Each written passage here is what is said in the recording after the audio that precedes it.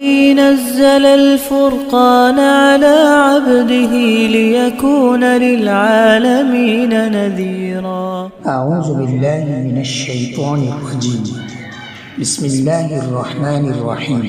حضرت ابو ہریرہ رضی اللہ تعالیٰ عنہ حضور اقدس صلی اللہ علیہ وسلم کا ارشاد نقل کرتے ہیں کہ آپ صلی اللہ علیہ وسلم نے ارشاد فرمایا، جو شخص جمعہ کے دن نماز عصر کے بعد اپنی جگہ سے اٹھنے سے پہلے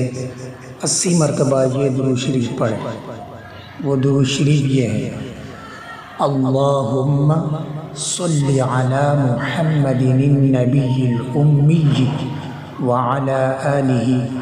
وسلم تسلیما، اس کے 80 سال کے گناہ معاف ہوں گے اور